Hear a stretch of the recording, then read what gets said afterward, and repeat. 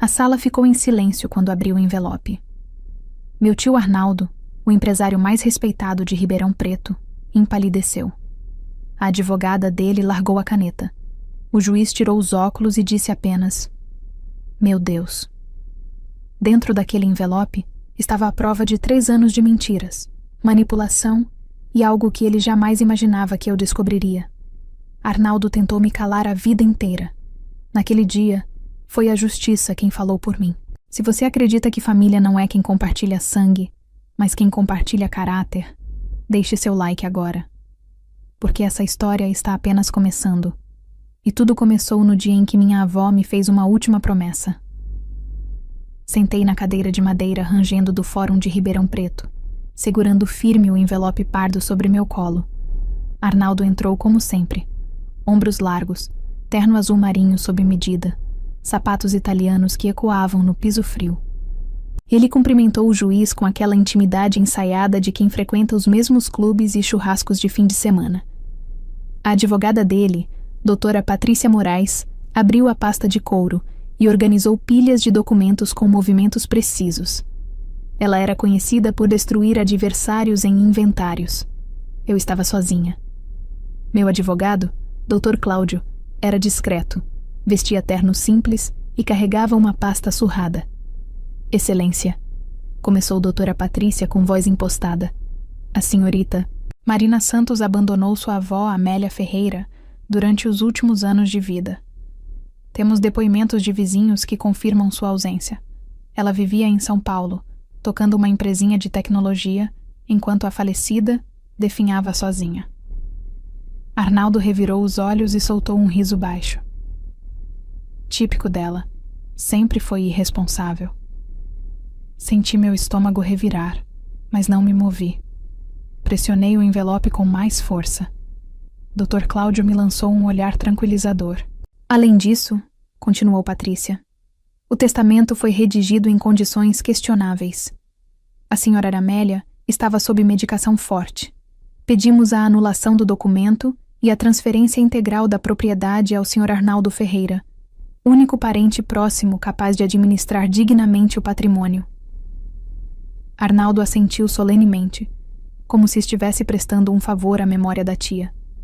Ele não sabia. Nenhum deles sabia. Dentro do envelope que eu segurava, havia 247 páginas de transcrições, fotos datadas e 3 pendrives com arquivos que transformariam aquela sala em um campo de destroços. Respirei fundo. Sorri de leve. E esperei minha vez de falar. 3 anos antes, eu estava sentada na varanda do sítio da avó Amélia, descascando laranjas enquanto ela regava os canteiros de hortelã.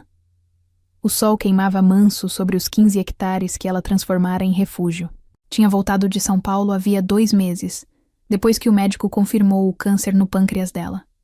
Estágio 4. Sem volta. "Você abandonou sua vida por mim", ela disse, sem olhar para mim. Sua voz era rouca, cansada. "Não abandonei nada, avó. Só coloquei as prioridades no lugar." Ela parou de regar, secou as mãos no avental de chitão e me encarou. "Seu tio já ligou 3 vezes essa semana. Quer vender essa terra." "Eu sei." "Ele não entende. Para ele é só dinheiro. Para mim, isso aqui é minha história." Amélia se sentou ao meu lado. "Quando seu tio-avô morreu, todo mundo achava que eu ia vender tudo e me mudar para a cidade. Mas eu fiquei. Plantei cada árvore, cavei cada poço, construí cada cerca." Eu segurei a mão dela. Senti a pele fina e manchada. "Eu sei, vó. Por isso vou deixar tudo para você. Mas ele vai brigar. Arnaldo sempre foi assim. Sempre quis o que não era dele." Naquela tarde, vó Amélia chamou um advogado amigo e refez o testamento na minha frente. Eu chorei. Ela não. Apenas disse: "Você é a única que entende o valor dessa terra. Promete que não vai deixar ele destruir isso?" "Prometo." Nos 8 meses seguintes, cuidei dela com todas as forças. Arnaldo apareceu 3 vezes. Ficava 10 minutos. Falava de negócios. Trazia flores caras que murchavam na mesa. Quando vó Amélia morreu, ele chorou no velório. Depois pediu as chaves da casa. Eu disse não. Ele sorriu friamente. Você vai se arrepender disso. Foi quando comecei a gravar tudo. Cada ligação, cada visita, cada ameaça velada.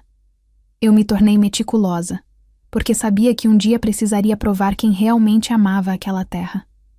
Durante 1 ano e meio, vivi uma rotina dupla. De dia, tocava minha empresa de tecnologia agrícola remotamente do sítio. De noite, organizava evidências. Instalei câmeras discretas nas entradas da propriedade, depois que encontrei marcas de arrombamento no galpão. Gravei todas as conversas telefônicas onde Arnaldo me pressionava a vender antes que o valor caísse. Documentei cada reunião onde ele levava corretores sem minha autorização. Marina, você não entende de mercado, ele disse numa dessas ocasiões, sentado na sala da casa da avó como se fosse dele. Esse terreno vale 4 milhões. Podemos dividir meio a meio e todo mundo sai feliz. Não está à venda. Ele riu. Você é uma menina teimosa. Quando isso chegar no tribunal, nenhum juiz vai acreditar que você tem capacidade de administrar uma propriedade rural. Mas eu tinha algo que ele não imaginava. Dona Conceição, vizinha do sítio há 40 anos, me procurou 3 meses após a morte da avó. Ela tremia. Marina, preciso te contar uma coisa. Seu tio me ofereceu dinheiro para eu mentir no processo. Disse que era para eu falar que você nunca visitava sua avó. Gravei o depoimento dela. Filmei. Pedi que assinasse uma declaração reconhecida em cartório. E continuei investigando. Descobri que Arnaldo já tinha fechado pré-contrato com uma construtora de condomínios de luxo. Os documentos estavam registrados antes mesmo da morte da avó Amélia. Ele planejava aquilo há anos. Dr. Cláudio, meu advogado, montou o dossiê com precisão cirúrgica. Isso é grave, Marina. Ele pode responder criminalmente. Eu sei. Mas quero que ele caia na frente de todo mundo. Quando a data da audiência foi marcada, senti um frio na barriga. Não por medo, por antecipação. Arnaldo ia tentar me humilhar naquela sala. E eu ia deixar, porque quanto mais alto ele subisse, mais dolorosa seria a queda. Excelência, Dr. Cláudio se levantou. Gostaria de apresentar algumas evidências que mudam completamente o cenário deste processo. Abri o envelope. Senti todos os olhares sobre mim. Arnaldo franziu a testa. Doutora Patrícia cruzou os braços. Entreguei a primeira página ao oficial de justiça, que repassou ao juiz. Era a transcrição de uma ligação telefônica. Essa gravação, expliquei com voz firme, foi feita 6 meses antes da morte da minha avó. Nela, meu tio oferece 5.000 reais à vizinha Conceição para que ela minta em juízo sobre minha presença no sítio. O juiz colocou os óculos e leu. Seu rosto se fechou. Isso é extremamente grave. Isso não prova nada. Arnaldo se levantou. Essa mulher está inventando. Tenho o áudio original, senhor, e a declaração reconhecida em cartório de Dona Conceição. Entreguei o segundo documento. Aqui está o pré-contrato que meu tio assinou com a construtora Horizonte Premium, 7 meses antes da morte da minha avó, para transformar o terreno em condomínio de luxo. A data é anterior ao falecimento. Doutora Patrícia empalideceu. Ela folheou os documentos rapidamente, como se procurasse uma saída que não existia. E isso, continuei retirando um pendrive do envelope. São 247 horas de gravações de ligações, vídeos das invasões à propriedade com corretores sem autorização e e-mails trocados entre meu tio e investidores, todos discutindo a venda de um terreno que legalmente não lhe pertence. O silêncio era absoluto. Arnaldo respirava pesado, o rosto vermelho. Você me gravou? Eu me protegi. Senhorita. Marina. O juiz me olhou com uma expressão que misturava surpresa e respeito. A senhora tem mais algo a declarar? Sim, excelência. Meu tio nunca amou aquela terra. Ele amou o dinheiro que ela poderia gerar. Eu passei 8 meses cuidando da minha avó. Eu prometi a ela que preservaria o lugar. E é isso que vou fazer. Arnaldo tentou falar, mas o juiz ergueu a mão. Senhor Ferreira, o senhor será investigado por tentativa de suborno de testemunha e fraude processual. Esta audiência está encerrada. A propriedade permanece com a senhorita Marina Santos. 3 meses depois, Arnaldo perdeu contratos importantes quando a história vazou nos círculos empresariais de Ribeirão Preto.